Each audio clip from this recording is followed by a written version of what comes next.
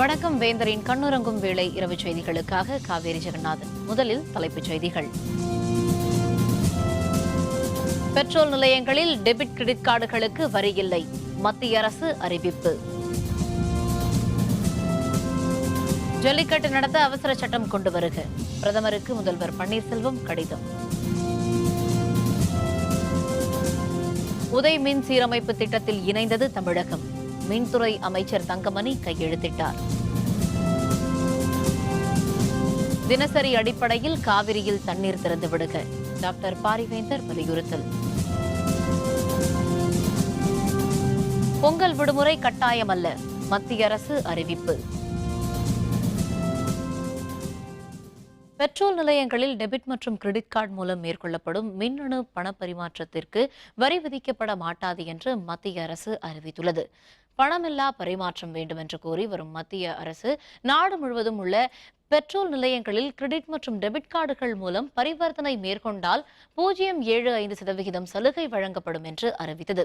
இந்த நிலையில் HDFC, ICICI, axis ஆகிய 3 வங்கிகள் பெட்ரோல் நிலையங்களில் நடைபெறும் டெபிட் கிரெடிட் கார்டு பரிவர்த்தனைக்கு 1% வரி விதிப்பதாக திடீரென அறிவித்தன. இதையடுத்து பெட்ரோல் நிலைய உரிமையாளர்கள் நேற்று நள்ளிரவு முதல் பெட்ரோல் நிலையங்களில் கிரெடிட் மற்றும் டெபிட் கார்டு மூலம் பணமில்லா பரிமாற்றம் செய்வதை நிறுத்தி வைப்பதாக அறிவித்தனர். இந்த நிலையில் சமரச முயற்சிகளை மேற்கொண்ட பெட்ரோலியத்துறை அமைச்சர் தர்மேந்திர பிரதான் போராட்டத்தை தற்காலிகமாக ஒத்திவைக்க வேண்டும் என்று கோரிக்கை விடுத்தார். இதையடுத்து கிரெடிட் மற்றும் டெபிட் கார்டு மூலம் பணமில்லா பரிமாற்றத்தை நிறுத்தி வைக்கும் முடிவை வரும் 13ஆம் தேதி வரை தற்காலிகமாக ஒத்திவைப்பதாக பெட்ரோல் நிலையங்கள் அறிவித்தன. இந்த நிலையில் பெட்ரோல் நிலையங்களில் டெபிட் மற்றும் கிரெடிட் கார்டு பண பரிவர்த்தனைக்கு வரி கிடையாது என்று பெட்ரோலியத்துறை அமைச்சர் தர்மேந்திர பிரதான் அறிவித்துள்ளார். வாடிக்கையாளரோ பெட்ரோல் நிலையங்களோ வரியை செலுத்த தேவையில்லை என்றும் அரசு இதுகுறித்து வங்கிகளுடன் பேச்சுவார்த்தை நடத்தும் என்றும் அவர் குறிப்பிட்டார். மேலும் 13ஆம் தேதிக்கு பிறகும் இத்தகைய பரிவர்த்தனைக்கு வரி விதிக்கப்படாது என்றும் அவர் மேலும் தெரிவித்தார். सरकार ने पहले से ही, आज ही नहीं, पिछले 2016 फरवरी में ही एक सर्कुलर निकाला था। आने वाले दिनों में भी जितने भी प्रकार की डिजिटल ट्रांजैक्शन होगा, विशेष करके पेट्रोल पंप में हम लोगों ने ये तय किया है, ग्राहकों के ऊपर उसकी कोई पासन नहीं होगा। बाकी बैंक और ऑयल मार्केटिंग कंपनी दोनों इस विषय पे बात चर्चा कर रहे हैं। இந்த ஆண்டு பொங்கலுக்கு ஜல்லிக்கட்டு போட்டிகளை நடத்த வசதியாக மத்திய அரசு சட்டத்திருத்தம் மேற்கொள்ள வேண்டும் என முதல்வர் பன்னீர்செல்வம் வலியுறுத்தியுள்ளார். இது தொடர்பாக பிரதமர் நரேந்திர மோடிக்கு கடிதம் ஒன்றை அவர் எழுதியுள்ளார். அதில் தமிழகத்தின் கலாச்சார சின்னமாக திகழும் ஜல்லிக்கட்டு போட்டிகளை நடத்த மத்திய அரசு அனுமதி அளிக்க வேண்டும் எனவும் கடிதத்தில் வலியுறுத்தியுள்ளார். சங்க காலத்தில் இருந்து 2000 ஆண்டுகளுக்கு மேலாக இந்த ஜல்லிக்கட்டு வீர விளையாட்டு நடத்தப்படுவதாக முதல்வர் சுட்டிக்காட்டியுள்ளார். பொங்கல் விழாவின் முக்கிய நிகழ்வாக ஜல்லிக்கட்டு திகழ்வதாக முதல்வர் குறிப்பிட்டுள்ளார். ஜல்லிக்கட்டுக்கு தடை விதித்தது தமிழக கிராமப்புற மக்களுக்கு கோபத்தையும் ஏமாற்றத்தையும் ஏற்படுத்தியுள்ளதாக அவர் கூறியுள்ளார். காட்சிப்படுத்த தடை விதிக்கப்பட்ட பட்டியலில் இருந்து காளையை நீக்க ஏற்கனவே வலியுறுத்தப்பட்டுள்ளதாகவும் பன்னீர்செல்வம் குறிப்பிட்டுள்ளார். பொங்கலுக்கு ஒரு வாரமே உள்ளதால் உடனடியாக நடவடிக்கையை தேவை என்றும் குறிப்பிட்டுள்ள முதல்வர் தமிழக மக்களின் உணர்வு ஆதரவை உணர்ந்து விரைவில் நடவடிக்கை எடுக்க வேண்டும் என்றும் அதற்கான அவசர சட்டத்தை பிறப்பிக்க சுற்றுச்சூழல் அமைச்சகத்திற்கு உத்தரவிட வேண்டும் என்றும் முதல்வர் பன்னீர்செல்வம் வலியுறுத்தியுள்ளார். மத்திய அரசின் மின் சீரமைப்பு திட்டமான உதய் திட்டத்தில் 21வது மாநிலமாக தமிழகம் இன்று இணைந்துள்ளது. தில்லியில் நடைபெற்ற கூட்டத்தில் தமிழக மின்துறை அமைச்சர் தங்கமணி இதற்கான ஒப்பந்தத்தில் கையெழுத்திட்டார். மத்திய அரசு மின் சீரமைப்பு திட்டமான உதய் திட்டத்தை நடைமுறைப்படுத்தி வருகிறது. இதில் மின் வாரிய இழப்பில் 75% மாநில அரசும் 25% ஏற்க வேண்டும். 3 மாதத்திற்கு ஒருமுறை மின் கட்டணத்தை மாற்றியமைக்க வேண்டும் என்பன உள்ளிட்ட அம்சங்கள் இடம்பெற்றுள்ளன. 20க்கும் மேற்பட்ட மாநிலங்கள் இணைந்துள்ள நிலையில் 21வது மாநிலமாக தமிழகம் உதய் திட்டத்தில் இன்று இணைந்தது. தில்லியில் நடைபெற்ற கூட்டத்தில் தமிழக மின்துறை அமைச்சர் தங்கமணி இதற்கான ஒப்பந்தத்தில் கையெழுத்திட்டார். இந்த ஒப்பந்தத்தின் மூலம் தமிழகத்திற்கு 5200 கோடி ரூபாய் இழப்பு தவிர்க்கப்பட்டுள்ளதாக கூறப்படுகிறது. மேலும் இதன் மூலம் தமிழக அரசுக்கு 11000 கோடி ரூபாய் அளவிற்கு பலன் கிடைக்கும் என்றும் எதிர்பார்க்கப்படுகிறது. டிஎன்பிஎஸ்சி உறுப்பினர்கள் 11 பேரின் நியமனத்திற்கு விதிக்கப்பட்ட தடையை ரத்து செய்ய உச்சநீதிமன்றம் மறுப்பு தெரிவித்துவிட்டது. தமிழ்நாடு அரசு பணியாளர் தேர்வாணையத்தின் பணிகளை நிர்வகிப்பதற்காக 11 அலுவலர்களை புதிதாக நியமனம் செய்து தமிழக அரசு கடந்த ஜனவரி மாதம் 31ஆம் தேதி அரசாணை வெளியிட்டது.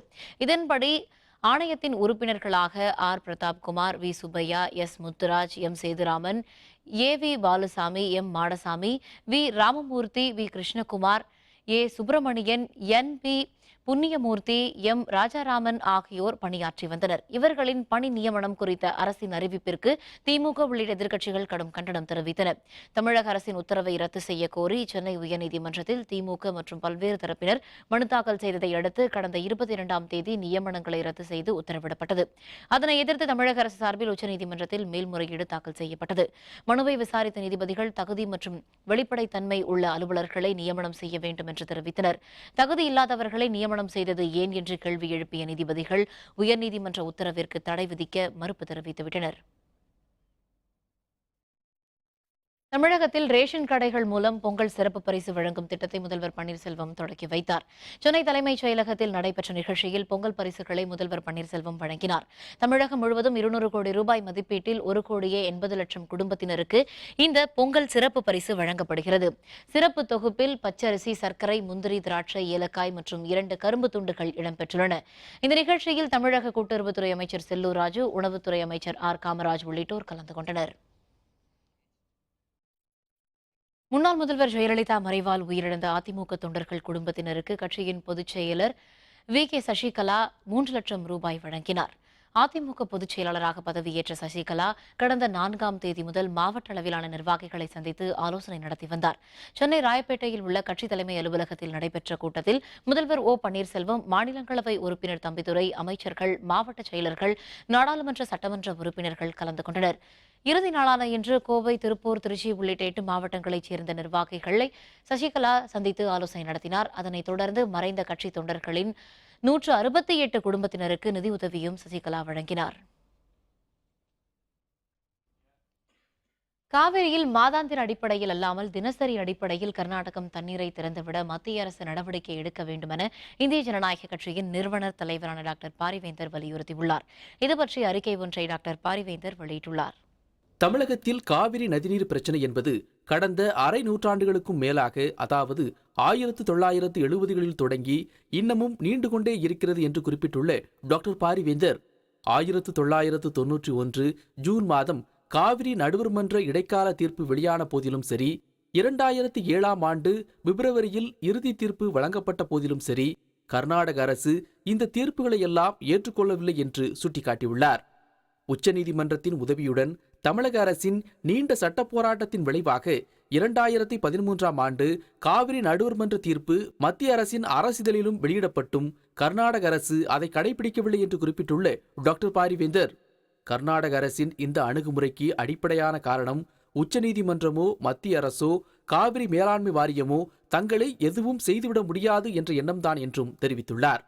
தமிழகத்திற்கு அளிக்க வேண்டிய 192 டிஎம்சி தண்ணீரில் மாதாந்திர அடிப்படையில் ஜூனில் 10 டிஎம்சியும், ஜூலையில் 34 டிஎம்சியும், ஆகஸ்டில் 50 டிஎம்சியும், செப்டம்பரில் 40 டிஎம்சியும், அக்டோபரில் 22 டிஎம்சியும், நவம்பரில் 15 டிஎம்சியும், டிசம்பர் மாதத்தில் 8 டிஎம்சி தண்ணீரையும் தமிழகத்திற்கு கர்நாடக அரசு தர வேண்டும் என்று சுட்டிக்காட்டியுள்ள டாக்டர் பாரிவேந்தர், ஆனால் இதுவரை இந்த கணக்கீட்டை பின்பற்றி தமிழகத்திற்கு கர்நாடக அரசு தண்ணீர் திறந்துவிடவில்லை, விடுவதும் இல்லை என்று குறிப்பிட்டுள்ள டாக்டர் பாரிவேந்தர், மாதாந்திர அடிப்படையில் என்கிற அளவீட்டிற்கு பதிலாக கர்நாடகத்தில் பெய்யும் மழையின் அளவை கொண்டோ அல்லது கர்நாடகத்தில் உள்ள அணைகளில் தேக்கி வைக்கப்பட்டுள்ள நீரின் அளவை கொண்ட தினசரி அடிப்படையில் தண்ணீர் திறந்துவிடும் மாற்று சிந்தனையிலான அணுகுமுறையை மத்திய அரசு கடைபிடிக்க வேண்டும் என்று குறிப்பிட்டுள்ளார்.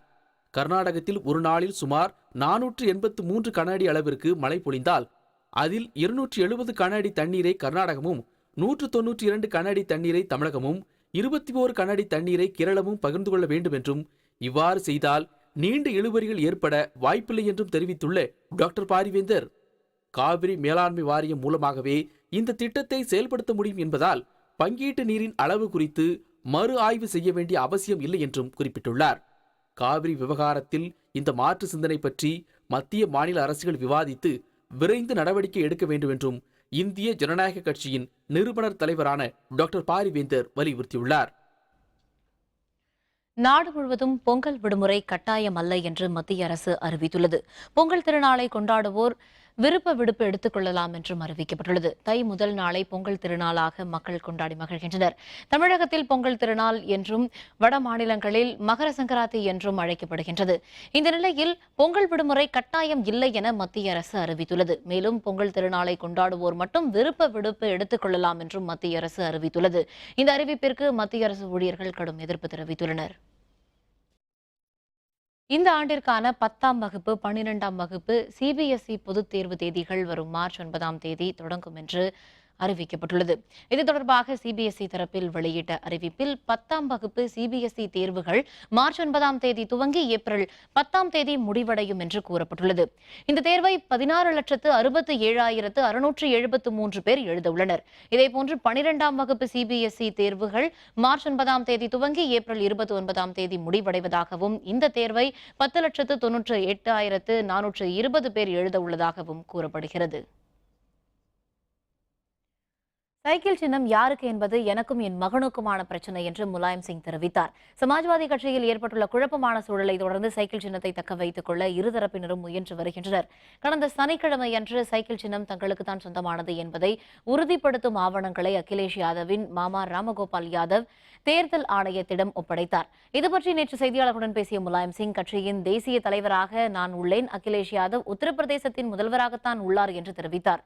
இதனிடையே இன்று தில்லியில் தேர்தல் ஆணையத்திடம் சைக்கிள் சின்னம் தொடர்பான தங்கள் மனுவை முலாயம் சிங் தனது ஆதரவாளர்களுடன் சென்று வழங்கினார். பின்னர் செய்தியாளர்களுடன் பேசிய அவர், எங்கள் இருவருக்குமான சமரச முயற்சி பற்றி கருத்து கூற மாட்டேன் என்றார்.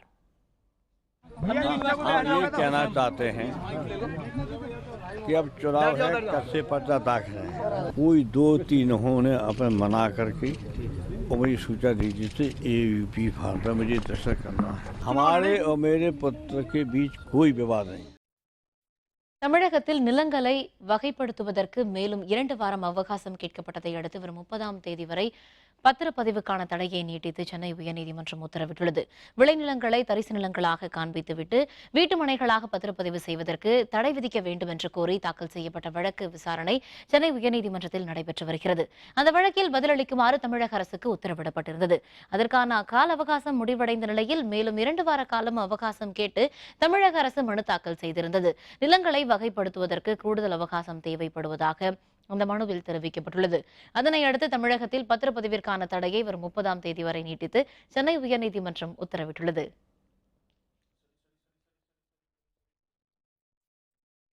நீட் தேர்வு மற்றும் புதிய கல்விக் கொள்கைக்கு எதிர்ப்பு தெரிவித்து வரும் 20ஆம் தேதி அனைத்து மாவட்டங்களிலும் திமுக சார்பில் கண்டன ஆர்ப்பாட்டம் நடைபெறும் என்று கட்சியின் செயல் தலைவர் மு க ஸ்டாலின் தெரிவித்துள்ளார். தமிழகத்தில் மீண்டும் நுழைவுத் தேர்வை மேற்கொண்டு வரக்கூடிய நீட் தேர்வு கூடாது என்றும் புதிய கல்விக் கொள்கைக்கு எதிர்ப்பு தெரிவித்தும் அனைத்து மாவட்டங்களிலும் மத்திய மாநில அரசு அலுவலகங்கள் முன் ஆர்ப்பாட்டம் நடைபெறும் என்று அறிக்கை ஒன்றில் ஸ்டாலின் தெரிவித்துள்ளார்.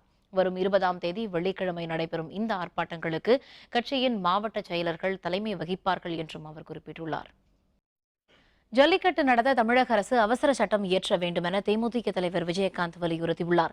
ஜல்லிக்கட்டு மீதான தடையை நீக்க கோரி மதுரை மாவட்டம் அலங்காநல்லூர் வாடிவாசல் அருகே தேமுதிக சார்பில் ஆர்ப்பாட்டம் நடைபெற்றது. ஆர்ப்பாட்டத்திற்கு தலைமை தாங்கி பேசிய விஜயகாந்த், தமிழர்கள் தங்கள் பிள்ளைகளைப் போல காளைகளை வளர்த்து வருகிறார்கள் என்று தெரிவித்தார். ஜல்லிக்கட்டை எதிர்ப்பவர்கள் கேரளாவில் யானைகளையும் ராஜஸ்தானில் ஒட்டக பந்தயத்தையும் தடை செய்ய முடியுமா என்று அவர் கேள்வி எழுப்பினார். ஜல்லிக்கட்டை எதிர்க்கும் பீட்டா அமைப்பை தடை செய்ய வேண்டும் என்று அவர் கோரிக்கை விடுத்தார். பொங்கல் திருநாளின் போது ஜல்லிக்கட்டு போட்டியை கண்டிப்பாக நடத்த வேண்டும் என்றும் விஜயகாந்த் குறிப்பிட்டார். அமைப்பை கலைக்கும் என்பது எங்களுடைய வாதம். நான் ஏன் இதை சொல்லுகிறேன்னா, ஒரு அவசரம் கூட தமிழ்நாடு பிரச்சனை தானே, தமிழ்நாட்டுக்குள்ள நடக்கிற பிரச்சனை, தமிழ்நாட்டில் நடக்கிற பிரச்சனை, தமிழக அரசு தான் அவசர சட்டம் இயற்றணும். அவசர சட்டம் இயற்றி அவசரத்தை பாஸ் பண்ணி வச்சுக்க. விருதுநகரில் வறட்சி பாதித்த பகுதிகள் அமைச்சர் நேரில் ஆய்வு. விவரம் விளம்பர இடைவேளைக்கு பிறகு.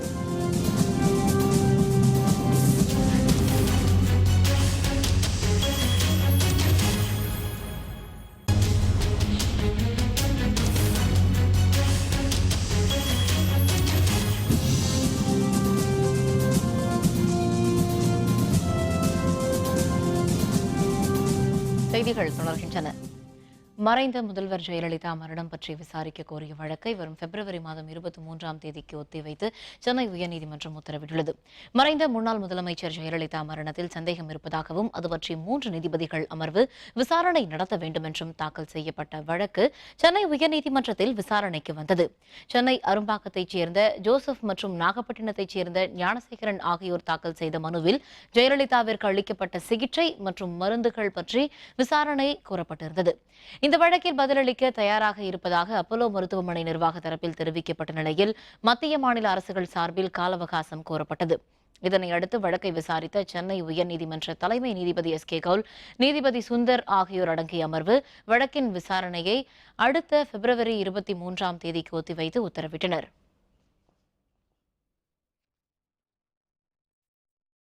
பொங்கல் திருநாளை முன்னிட்டு இயக்கப்படும் சிறப்பு பேருந்துகளின் முன்பதிவு இன்று தொடங்கியது. இதனை போக்குவரத்து துறை அமைச்சர் எம்.ஆர். விஜயபாஸ்கர் தொடங்கி வைத்தார். சென்னையில் வசிப்பவர்கள் பிற மாவட்டங்களைச் சேர்ந்தவர்கள் பொங்கல் விழாவை கொண்டாட சொந்த ஊர்களுக்கு சென்று வர சிறப்பு பேருந்துகள் இயக்கப்பட உள்ளன. பொங்கல் திருநாளை கொண்டாடும் வகையில் 11, 12, 13 ஆகிய 3 நாட்களில் தினமும் பேருந்துகள் இயக்கப்படுகின்றன. 11ஆம் தேதி தினமும் இயக்கப்படும் 2225 பேருந்துகளுடன் கூடுதலாக 794 சிறப்பு பேருந்துகளும் இயக்கப்பட உள்ளன. 12ஆம் தேதி 1779 சிறப்பு பேருந்துகளும் 13ஆம் தேதி 1872 சிறப்பு பேருந்துகளும் இயக்கப்பட உள்ளன. 3 நாட்களுக்கும் 11,270 பேருந்துகளும் பிற மாநிலத்தின் முக்கிய ஊர்களில் இருந்து 13ஆம் தேதி வரை 6,423 பேருந்துகளும் இயக்கப்பட உள்ளன. கோயம்பேடு, தாம்பரம், பூந்தமல்லி ஆகிய 3 இடங்களில் 29 சிறப்பு முன்பதிவு மையங்கள் அமைக்கப்பட்டுள்ளன. கோயம்பேடு பேருந்து நிலையத்தில் முன்பதிவு மையத்தை போக்குவரத்து துறை அமைச்சர் எம்.ஆர். விஜயபாஸ்கர் தொடங்கி வைத்தார். சென்னையிலிருந்து 11,270 பேருந்துகளும் மற்ற பகுதிகளிலிருந்து 6,423 பேருந்துகளும் இயக்க இருக்கிறோம். நகர வாகனங்கள் சென்னைக்குள் வருவதற்கு அந்த பீக் ஹவர்ஸில் சென்னைக்குள் வருவதை தடை செய்வதற்குண்டான ஏற்பாடுகளும் செய்திருக்கிறோம். அப்படி செய்யும் பொழுது இன்னும் போக்குவரத்து நெரிசல் குறையும். அது ஆம்னி பேருந்துகள் இருக்காது. அதிக கட்டணம் இருந்தால் நடவடிக்கை எடுக்கப்படும். டோல் ஃப்ரீ நம்பர் கொடுத்துருக்குறோம். கம்ப்ளைண்ட் பண்ணால் கண்டிப்பாக நடவடிக்கை எடுக்கும். லாஸ்ட் டைம் இதே மாதிரி ட்ராவல் பண்ணலான்னு வந்தேன். விடிஞ்சு தான் போனேன். 10 o'clock ஆகிடுச்சு வீட்டுக்கு போகிறதுக்கு. ஆனால் இந்த வாட்டி கொஞ்சம் பிஃபோராக பண்ணணும்னு வந்தேன். ஈஸியாக இருந்தது ப்ராசஸ் எல்லாமே. கவர்மெண்ட் வந்து இந்த மாதிரி ஸ்டால் இந்த மாதிரிலாம் போட்டிருக்கிறது கொஞ்சம் ஈஸியாக இருக்குது எல்லாருக்குமே. எல்லா ஃபெஸ்டிவலும் இதே மாதிரி பண்ணாங்கன்னா ட்ராவல் பண்ணுறவங்க ரொம்ப ஈஸியாக இருக்கும். டிக்கெட் புக் பண்ண வந்தேன். இங்கே ஸ்பெஷல் கவுண்டர்ஸ் நிறையா வச்சுருக்காங்க. ஸோ உடனே டிக்கெட் கிடச்சிருச்சு. ரிட்டன் டிக்கெட்டும் இங்கேயே நான் புக் பண்ணிட்டேன். ஸோ ஃபார்ம் கொடுத்து நிறையா டிக்கெட் கவுண்டர் ஸ்பெஷலாக வச்சு ரொம்ப ரெஸ்பான்ஸ்லாம் பண்ணுறாங்க. ரொம்ப சூப்பராக இருந்துச்சு. உடனே டிக்கெட் கிடச்சி. திருவண்ணாமலை மாவட்டம் வேட்டவலத்தில் உள்ள அருள்மிகு மனோன்மணி அம்மன் கோவிலில் இருந்த பல கோடி ரூபாய் மதிப்புள்ள மரகத லிங்கத்தை கொள்ளையடித்தவர்களை காவல்துறையினர் தனிப்படை அமைத்து முனைப்புடன் தேடி வருகின்றனர். வேட்டவலத்தில் பரம்பரை ஜமீன்தார் மாளிகையில் அருள்மிகு மனோன்மணி அம்மன் கோவில் உள்ளது. இங்கு பல நூற்றாண்டு பழமை வாய்ந்த பச்சை நிற மரகத லிங்கம் உள்ளது. நேற்று வைகுண்ட ஏகாதசியை முன்னிட்டு மரகத லிங்கம் வெளியே எடுக்கப்பட்டு அபிஷேகம் செய்யப்பட்டு பக்தர்கள் தரிசனத்திற்காக வைக்கப்பட்டிருந்தது. இன்று காலை கோவில் அர்ச்சகர் சண்முகம் கோவிலுக்கு வந்து பார்த்தபோது கோவில் சுவரில் துளையிடப்பட்டு உள்ளே இருந்த பல கோடி மதிப்புள்ள பச்சை மரகதலிங்கம் மற்றும் வெள்ளியிலான ஒட்டியானம், தங்கத்தாலி போன்ற பொருட்கள் கொள்ளையடிக்கப்பட்டிருந்தது தெரியவந்தது. தகவல் அறிந்து வந்த வடக்கு மண்டல காவல் துணைத் தலைவர் தமிழ்ச்சந்திரன், மாவட்ட காவல் கண்காணிப்பாளர் பொன்னி தலைமையிலான காவல்துறையினர் விசாரணை நடத்தி வருகின்றனர். மரகதலிங்கம் மற்றும் சில பொருள் திருடு போயுள்ளது. மொத்தமாக வேட்டவலம் காவல் நிலையத்தில் வழக்கு பதிவு செய்யப்பட்டுள்ளது. கண்டுபிடிக்க தனிப்படை அமைத்துள்ளோம். விரைவில் கண்டுபிடித்துவிடும். விலை மதிப்பு மிக்கது அந்த மரகதலிங்கம். வைகுண்ட ஏகாதசி முன்னிட்டு அபிஷேகங்கள்லாம் செய்யப்பட்டு மாலை 6:30 மணிக்கு அதை போட்டிருக்கிறார் குருக்கள்.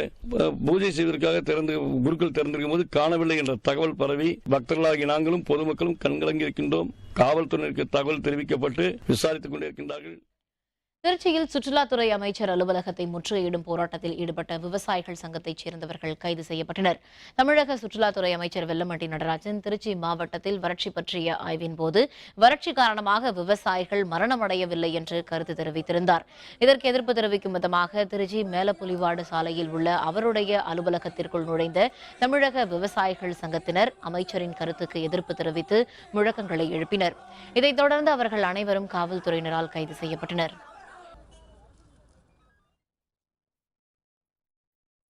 விருதுநகர் மாவட்டத்தில் வறட்சியால் பாதிக்கப்பட்ட பகுதிகளை அமைச்சர் ராஜேந்திர பாலாஜி தலைமையிலான ஆய்வுக்குழுவினர் நேரில் சென்று ஆய்வு மேற்கொண்டு விவசாயிகளிடம் குறைகளை கேட்டறிந்தனர். சென்னையை நீங்கலாக அனைத்து மாவட்டங்களிலும் வறட்சி நிலையை ஆய்வு மேற்கொள்ள அமைச்சர்கள், மாவட்ட ஆட்சியர்கள், உயர் அலுவலர்கள் அடங்கிய குழு அமைக்கப்பட்டுள்ளது. இந்த குழுவினர் ஒவ்வொரு மாவட்டத்திற்கும் நேரடியாக சென்று தீவிர ஆய்வுப் பணிகளை மேற்கொண்டு வருகின்றனர். விருதுநகர் மாவட்டத்தில் பால்வளத்துறை அமைச்சர் ராஜேந்திர பாலாஜி தலைமையில் அமைக்கப்பட்ட ஆய்வுக்குழுவினர் ஆய்வை மேற்கொண்டனர். விளைநிலங்களில் பயிரிடப்பட்டு நீரின்றி கருகிய மக்காச்சோளம், நெல் உள்ளிட்ட பயிர் செடிகளை பார்வையிட்ட பின்னர் விவசாயிகளிடம் ஆய்வுக்குழுவினர் குறைகளை கேட்டறிந்தனர். விருதுநகரில் அதிமுக இலக்கிய அணி ஒன்றிய செயலர் வீட்டில் 63 சவரன் நகைகளை திருடிச் சென்ற அடையாளம் தெரியாத நபர்களை காவல்துறையினர் தேடி வருகின்றனர். விருதுநகர் விபிபிவி நகரைச் சேர்ந்த மச்சராஜா அதிமுக இலக்கிய அணி ஒன்றிய செயலர். இவர் கடந்த சனிக்கிழமை அன்று தனது குடும்பத்துடன் சென்னையில் உள்ள ஜெயலலிதா நினைவிடத்திற்கு சென்றுள்ளார். இன்று காலை வீடு திரும்பிய அவர் தமது வீட்டின் பூட்டு உடைக்கப்பட்டிருந்ததைக் கண்டு அதிர்ச்சியடைந்தார். உடனே விருதுநகர் கிழக்கு காவல் நிலையத்தில் தகவல் அளித்தார். காவல்துறையினர் கைரேகை நிபுணர்களுடன் வந்து தடயங்களை சேகரித்தனர். விசாரணையில் 63 சவரன் நகைகள், 1 ஜோடி வெள்ளிக் கொலுசுகள் கொள்ளையடிக்கப்பட்டது தெரியவந்தது. இதுகுறித்து விருதுநகர் கிழக்கு காவல் நிலைய காவல்துறையினர் வழக்கு பதிவு செய்து விசாரித்து வருகின்றனர். திருப்பூர் மாவட்டம் முத்தூர் அருகே வறட்சியால் மனமுடைந்து தற்கொலை செய்து கொண்ட விவசாயி தங்கவேலுவின் உடல் அடக்கம் செய்யப்பட்டது. தமிழகத்தின் டெல்டா மாவட்டங்களில் போதிய மழை இல்லாததால் கருகிய பயிரை கண்டு மனமுடைந்து அதிர்ச்சியில் மாரடைப்பு ஏற்பட்டும் தற்கொலை செய்து கொண்டும் 100க்கும் மேற்பட்ட விவசாயிகள் பலியாகியுள்ளனர்.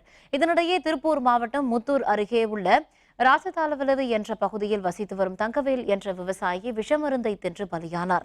அவருடைய உறவினர்கள் மற்றும் விவசாயிகள் இறுதி சடங்கிற்காக அவருடைய உடலை ஊர்வலமாக எடுத்துச் சென்று அடக்கம் செய்தனர். அப்போது மத்திய மாநில அரசுகளின் அலட்சிய போக்கை கண்டித்து விவசாயிகள் கண்டன முழக்கங்களை எழுப்பினர். நாங்கள் விவசாயிகளை கேட்டுக்கொள்கிறோம், சாக வேண்டாம், போராட வாருங்கள். அரசாங்கம் காப்பாற்றவில்லை என்று சொன்னால் நாம் ஒன்று திரண்டு நம்மை காப்பாற்ற முடியும் என்ற நம்பிக்கையோடு இருக்கிறோம். தங்கவேலின் சாவு முதலும் கடைசியுமாக இருக்க வேண்டும் என்பதுதான் விவசாய சங்கங்களுடைய கோரிக்கை. திருச்சியில் வணிக வளாகம் ஒன்றில் உள்ள 9 கடைகளில் சுமார் 5 லட்சம் ரூபாய் மதிப்புடைய பொருட்கள் திருடப்பட்டன. இதுகுறித்து காவல்துறையினர் விசாரணை நடத்தி வருகின்றனர்.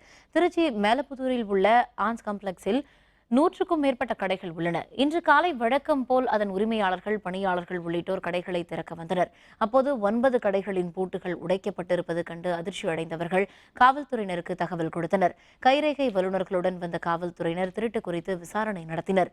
100க்கும் மேற்பட்ட கடைகள் கொண்ட இந்த வளாகத்தில் ஒரு கண்காணிப்பு கேமரா கூட பொருத்தப்படவில்லை என்பது குறிப்பிடத்தக்கது. நைட்டு ஒரு 9 கடை உடைச்சிருக்காங்க. 9 கடை திருட்டு போயிருக்கு. 9 கடையில் அட்வொகேட் ஆஃபீஸில் 1,54,000 ரூபா காணா போயிருக்கு.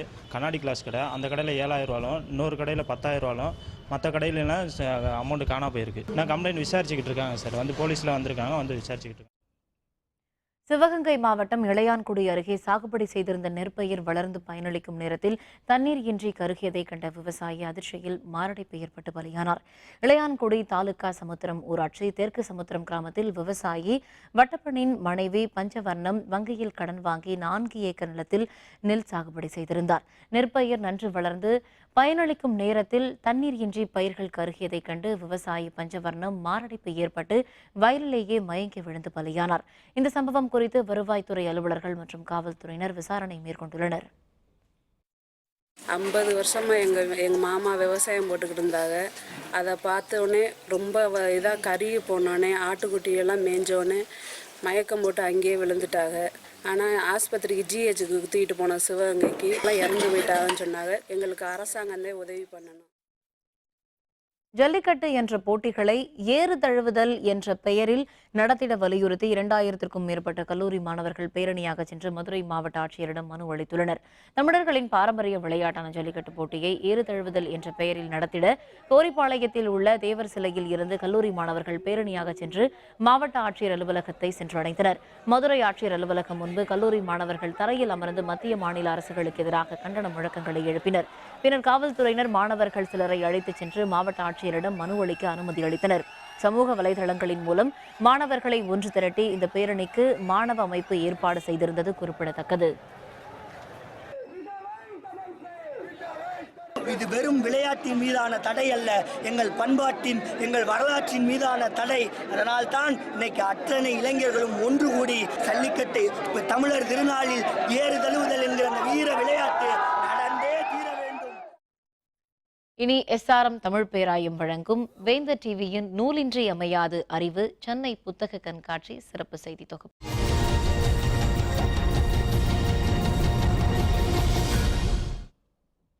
சென்னையில் நடைபெற்றுக் கொண்டிருக்கும் சென்னை புத்தக காட்சிக்கு ஏராளமான வாசகர்கள் குடும்பத்துடனும் நண்பர்களுடனும் வந்து ஆர்வத்துடன் புத்தகங்களை வாங்கிச் செல்கின்றனர்.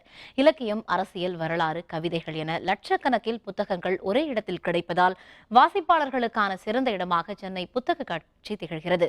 ஆண்டுதோறும் புத்தக காட்சிக்கு வரும் குழந்தைகளின் எண்ணிக்கை அதிகரித்துள்ளது கூடுதல் சிறப்பாக அமைந்துள்ளது. 4வது நாளான இன்று சனி ஞாயிற்றுக்கிழமைகளைப் போல் வாசகர்கள் வரவில்லை என்ற போதிலும் குறிப்பிடும் அளவிற்கு வாசகர்கள் திரண்டனர். ஆங்கிலத்தில் தேடி படிக்கக்கூடிய சாதனையாளர்களின் புத்தகங்கள் சென்னை புத்தக கண்காட்சியில் தமிழ் மொழியிலேயே கிடைப்பது மகிழ்ச்சி அளிப்பதாக எழுத்தாளர் இந்திரன் தெரிவித்தார். தமிழ் புத்தகங்கள் இத்தனை வந்திருக்கின்றது ரொம்ப சந்தோஷத்தை கொடுக்குது. குறிப்பாக அதனுடைய துறைகள் இப்போ இலக்கியம் மட்டும் இல்லாமல் எத்தனையோ துறை சார்ந்த நூல்கள் வந்திருக்கு. உதாரணத்துக்கு ஸ்டீவ் ஜாப்ஸினுடைய ஒரு புத்தகம் ஒரு வாழ்க்கை வரலாறு புத்தகம் தமிழில் நம்ம கண்ணில் உடனடியாக படுது. நம்ம ஆங்கிலத்தில் தேடி படிக்கிற புத்தகங்களாக உடனுக்குடனே தமிழில் கிடைக்குது. கவிதை நூல்கள் ஏராளமாக வந்திருக்கு. புதிய சக்திகள் புறப்பட்டு வந்திருக்கு எல்லா திசையிலேருந்து. இந்த கண்காட்சியில் ரொம்ப பாராட்ட வேண்டிய விஷயம்.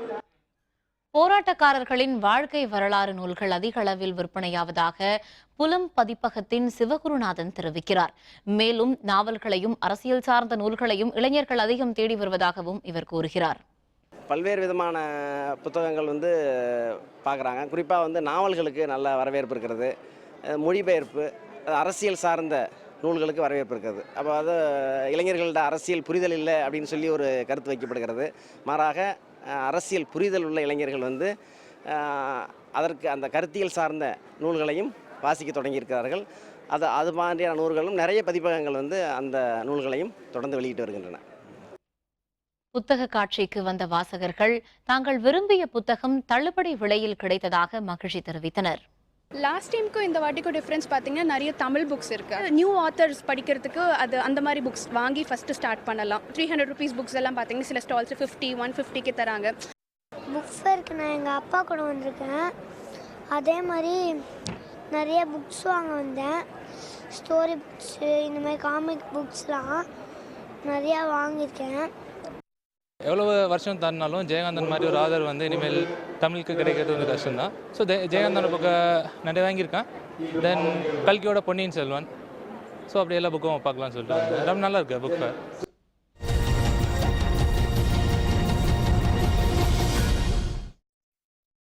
கல்லூரி மாணவர்களின் படைப்பு திறனை வெளிப்படுத்தும் சென்னை இலக்கிய திருவிழா இன்று தொடங்கிய 3 நாட்கள் நடைபெறவுள்ளது. சென்னை பல்கலைக்கழகத்தில் 4வது சென்னை இலக்கிய திருவிழாவை முருகப்பா குழும துணைத் தலைவரான முருகப்பன் தொடக்கி வைத்தார். பின்னர் செய்தியாளர்களுடன் பேசிய முருகப்பன், கல்லூரி மாணவர்களுக்கு இத்தகைய திருவிழா மூலம் பேச்சு பயிற்சி, விவாத பயிற்சி போன்றவற்றின் மூலம் அவர்களின் திறன்களை வெளிக்காட்டும் வகையிலும் ஒரு சிறந்த மேடையாக திகழ்வதாக தெரிவித்தார். இந்த விழாவில் சென்னை, காஞ்சிபுரம், திருவள்ளூர் ஆகிய மாவட்டங்களில் உள்ள 30 கல்லூரி மாணவிகள் என 2000க்கும் அதிகமானோர் பங்கேற்க உள்ளனர். சென்னை இலக்கிய திருவிழா அமைப்பின் நிறுவனரான ஒளிவண்ணன் இத்தகைய நிகழ்ச்சியின் மூலம் மாணவர் கல்வியோடு மட்டுமின்றி அவர்களின் தனித்திறனையும் படைப்பாற்றலையும் மேம்படுத்துவதே நிகழ்ச்சியின் நோக்கம் என்று தெரிவித்தார். இதில் மாணவர்களை எல்லாம் ஒருங்கிணைத்து அவங்களுடைய கிரியேட்டிவிட்டியை வெளியே கொண்டு வரது தான் மிக முக்கியம். இன்றைக்கி அவர்கள் புதிய புதிய கண்டுபிடிப்புகளை கொண்டு வரணும். ஏற்கனவே இருக்கிறத அதையே பின்னோக்கி போகக்கூடாது. புதிய கண்டுபிடிப்புகள் வர வேண்டும் என்று சொன்னால் அதுக்கு கற்பனை சக்தி முக்கியம். அவருடைய கற்பனை வளம் மிக முக்கியம். அதை தூண்டுகின்ற வகையில் ஒரு தூண்டுகோலாக இந்த இலக்கிய விழாக்கள் அமைந்திருக்கிறது. இதோடைய நோக்கம் பல ஸ்டூடெண்ட்ஸ் பார்ட்டிசிபேட் பண்ணணும். லிட்ரேச்சர், கல்ச்சர் போன்ற விஷயங்கள் ஸ்டூடெண்ட்ஸ்க்கு போய் சேரணும். அதை அவங்க என்ஜாய் பண்ணி படிக்கணும், வாசிக்கணும். புக்கு வாசிக்கிறதுன்றது இப்போ இல்லாமல் போயிடுது. அதனால் அந்த வாசித்தல் முக்கியம் அப்படின்றத வலியுறுத்துறதுக்காக தான் இந்த சென்னை இலக்கிய விழா. அறந்தாங்கி அருகே மாணிக்க வாசகரால் பாடப்பட்ட வரலாற்று சிறப்புமிக்க ஆவுடையார் கோவில், ஆத்மநாதர் கோவில் மார்கழி திருவாதிரை தேரோட்டம் சிறப்பாக நடைபெற்றது. புதுக்கோட்டை மாவட்டம் அறந்தாங்கி அருகே ஆவுடையார் கோவில், ஆத்மநாதர் சுவாமி கோவில் 1000 ஆண்டு பழமை வாய்ந்த சிவத்தலமாகும். இந்த கோவிலில் மட்டுமே மாணிக்க வாசகருக்கு தேர் திருவிழா நடைபெறுவது சிறப்பாகும். திருவாதிரை திருவிழாவின் முக்கிய நிகழ்வான திருத்தேரோட்டம் இன்று நடைபெற்றது. மங்கள இசை முழங்க அலங்கரிக்கப்பட்ட தேரில் மாணிக்க வாசகர் வீற்றிருக்க திரளான பக்தர்களும் சிவ தொண்டர்களும் தேரை வடம் பிடித்து இழுத்தனர்.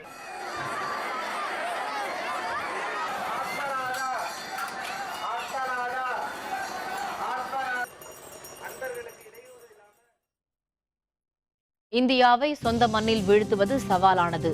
இங்கிலாந்து கேப்டன் யான் மோர்கன் தகவல். விவரம் விளம்பர இடைவேளைக்கு பிறகு.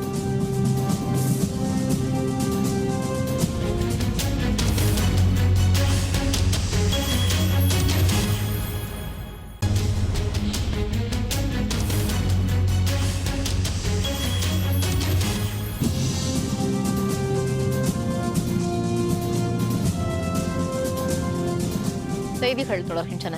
இனி அயலக செய்திகள்.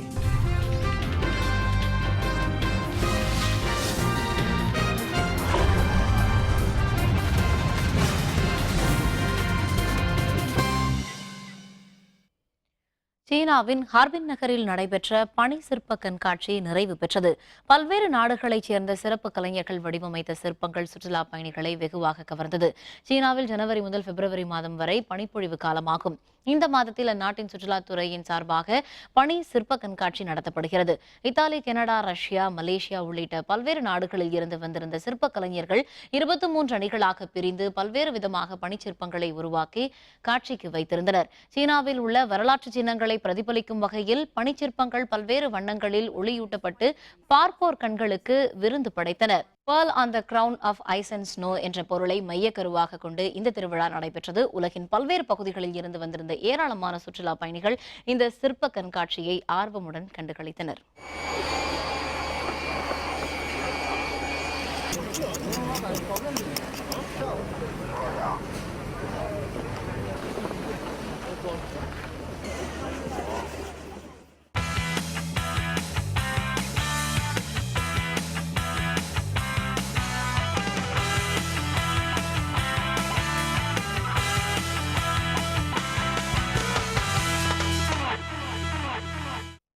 இந்திய அணியை அதன் சொந்த மண்ணில் வீழ்த்துவது சவாலானது என்று இங்கிலாந்து அணியின் ஒருநாள் மற்றும் 20 ஓவர் கிரிக்கெட் போட்டியின் கேப்டன் யான் மோர்கன் தெரிவித்துள்ளார். இங்கிலாந்து கிரிக்கெட் அணி அதன் கேப்டன் அலிஸ்டர் குக் தலைமையில் இந்தியாவில் சுற்றுப்பயணம் செய்து 5 டெஸ்ட் போட்டிகளில் விளையாடியது. டெஸ்ட் தொடரை இந்திய அணி 4-0 என்ற கணக்கில் தொடரை கைப்பற்றியது. இந்த நிலையில் 3 ஒருநாள் போட்டி மற்றும் 3 20 ஓவர் ஆட்டத்தில் விளையாடுவதற்காக யான் மோர்கன் தலைமையிலான இங்கிலாந்து அணி இந்தியா வந்துள்ளது. இந்தியா இங்கிலாந்து அணிகள் மோதும் ஒருநாள் போட்டி வரும் 15ஆம் தேதி புனேயில் நடைபெறவுள்ளது. இதற்காக மும்பையில் நடைபெறும் பயிற்சி ஆட்டத்தில் 2 அணி வீரர்களும் ஈடுபட்டுள்ளனர். இதனிடையே செய்தியாளர்களுடன் பேசிய இங்கிலாந்து கேப்டன் யான் மோர்கன் இந்திய அணியை அதன் சொந்த மண்ணில் வீழ்த்துவது என்பது சவாலானது என்றும் இந்திய அணியுடன் விளையாடுவதை ஆவலுடன் எதிர்பார்த்திருப்பதாகவும் தெரிவித்துள்ளார். மீண்டும் தலைப்புச் செய்திகள். பெட்ரோல் நிலையங்களில் டெபிட் கிரெடிட் கார்டுகளுக்கு வரி இல்லை, மத்திய அரசு அறிவிப்பு.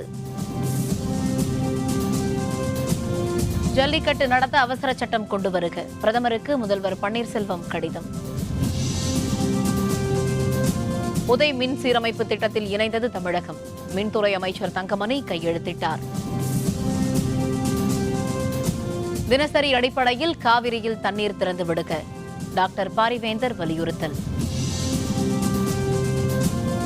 பொங்கல் விடுமுறை கட்டாயம் அல்ல, மத்திய அரசு அறிவிப்பு. இத்துடன் வேந்தரின் கண்ணுறங்கும் வேளை இரவு செய்திகள் நிறைவடைந்தன. மீண்டும் நாளை காலை 8 மணிக்கு இளங்கதிர் காலை செய்திகளில் சந்திப்போம். வணக்கம்.